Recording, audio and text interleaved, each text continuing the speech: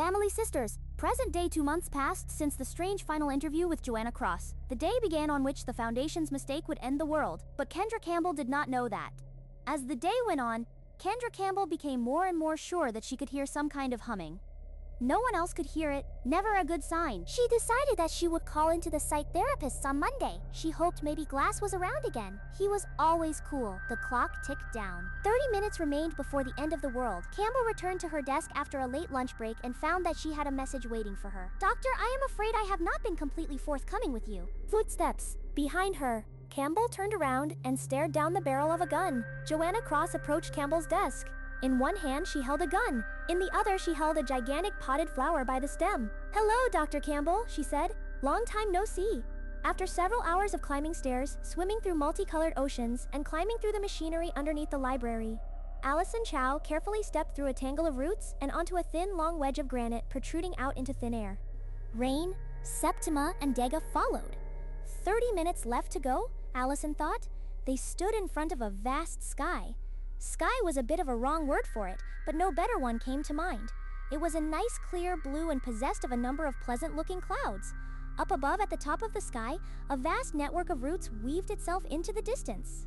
Amorphous floating light sources moved slowly through the root-hung chandeliers, the kind found all over the library. The sky below seemed endless. Allison wasn't even sure there was ground down there. True, this space was technically all contained on the inside of the library. But Dega swished her tail. "Is this a bad time to mention I'm afraid of heights? I've got some rocks I could throw down there," Rain said. "So, we can listen to hear when they hit the bottom."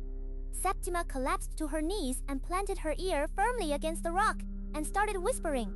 "Geez," Rain said. "Just a bad joke. I require silence." Septima said, "I am communing with the rock." "Don't," Allison said. "You'll need all your power for where we're about to go." Septima shot her a glare. "This takes no power. I am merely communing." "If anything, this would help regain my power." She huffed a little bit like an angry cat. "Please, I will need quiet, respectful silence." She resumed murmuring. They waited several long minutes in silence. Presently, a shape soared towards them, resolving into the figure of a humanoid with 4 vast wings. "Good," Allison said. "He's here." Septima leaped to her feet. "I have finished communing with the rock," she said. "It is a very, very, very long way down." "Great to know," Rain murmured. The 4-winged figure drew close and dropped down, folding his wings as he landed and smoothly transitioning into a bow. Allison and her companions bowed in return. "Greetings," the humanoid said. His face was covered in a thin coating of down, and his hair seemed to be entirely feathers. Otherwise, he looked relatively human. "I am Ataxis. I believe we have not time for true introductions, for we must make haste." He gestured at Allison. "Do you have my payment?" "I do," Allison said. She reached into her pocket, drew out a simple silver key, and pressed it into the avian man's hand. Ataxis examined the key from several different directions, gave it an experimental lick, and swallowed it whole. An immensely pleased expression crossed his face. "Excellent," he proclaimed. "Truly satisfying, truly. You are a woman who makes good on her bargains." And so, without further ado, Ataxis pivoted on one foot, facing out towards the sky, opened all 4 wings at once, and swept his left hand upward. One instant there was nothing but sky at the edge of the granite protrusion, and the next that space was occupied by a massive crystalline door. Allison reached out and touched it, closing her eyes and concentrating for a moment. Then she smiled. "This will do nicely," she said to Ataxis.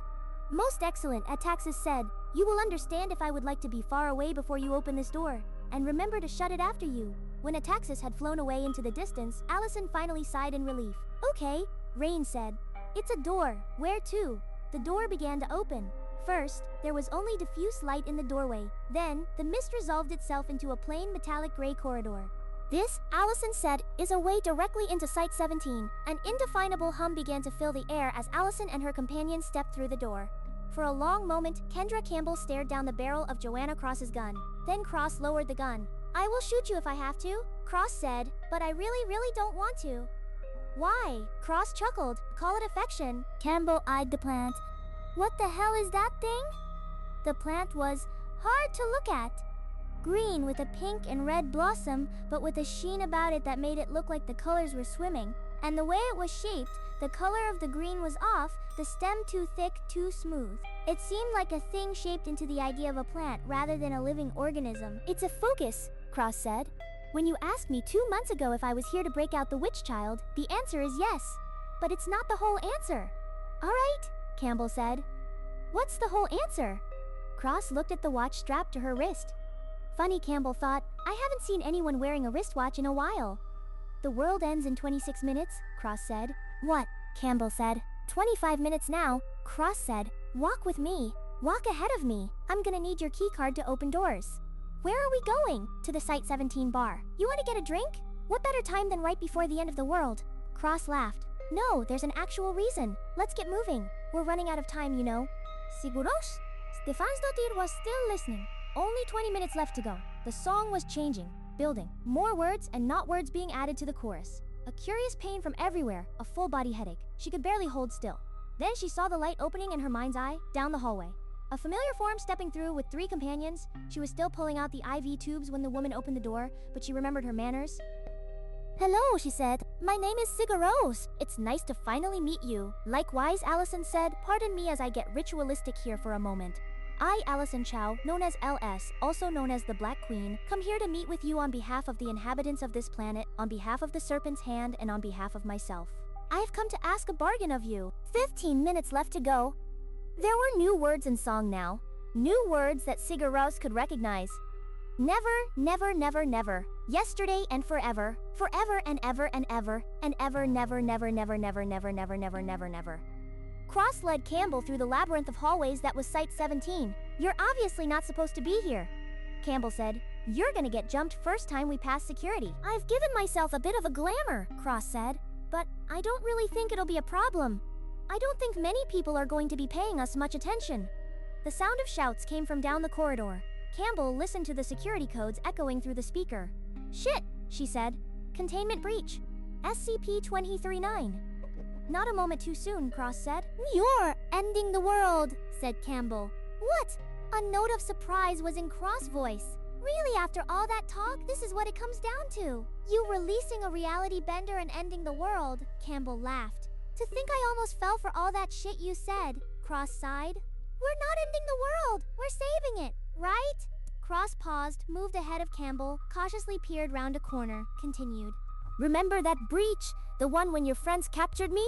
We didn't cause that breach. We came here to try to stop that breach. You came here to stop a containment breach? We knew about it in advance, Cross said. A hole in reality erasing an entire planet. Yeah, that's gonna leave a mark. In both the future and the past, fortunately for us. They arrived in front of the Site 17 bar. A dozen members of an MTF detachment squad raced past them, not one batted an eyelash. I see the glamour's working pretty well, Cross said.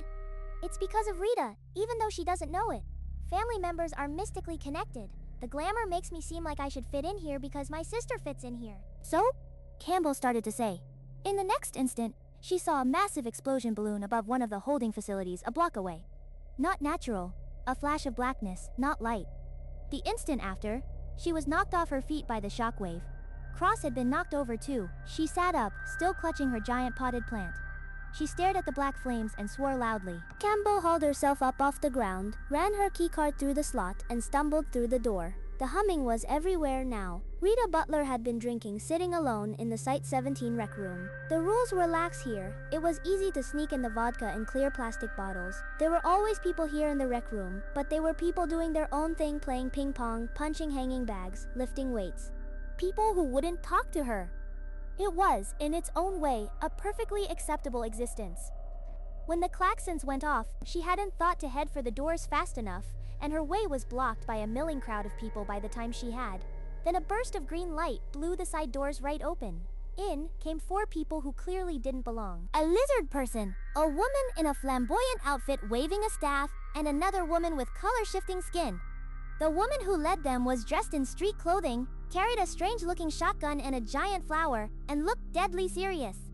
Get out of here if you don't want to die, the leader said, and to punctuate that, she raised the shotgun in the air and fired a blast of green light at the ceiling. The crowd scattered away. The leader pointed her minions in various directions, and they scattered along with the crowd. But she herself strode forward, eyes searching the crowd, landing on Rita. Shit, she froze in place. Deer in the headlights reaction.